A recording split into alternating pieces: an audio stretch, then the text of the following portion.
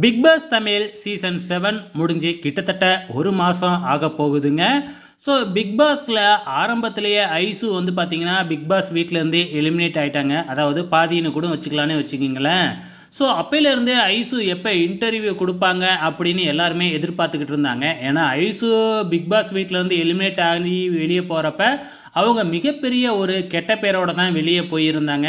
அதுக்கப்புறம் அவங்க ஃபேமிலி ஐசுவை வெளியிலேயே விடுறதே இல்லை. அவங்க எதுவுமே மெசேஜே கூட பண்ணாமல் இருந்தாங்க.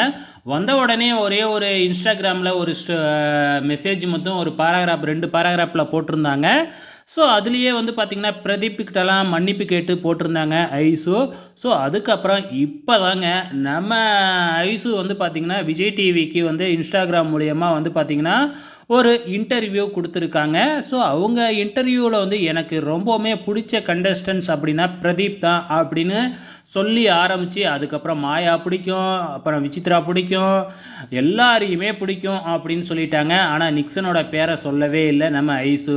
அது மட்டும் இல்லை, இன்னும் ஒரு 100 நாள் என்னை பிக் பாஸ் வீட்டுக்குள்ளே மறுபடியும் அனுப்புனா கூட நான் அங்கே இருப்பேன், நான் நிறையா செய்ய விரும்பினது எதுவுமே செய்யவே இல்லை அப்படின்னு சொல்லி நம்ம ஐசு இன்டர்வியூவில் சொல்லியிருக்கிறாங்க.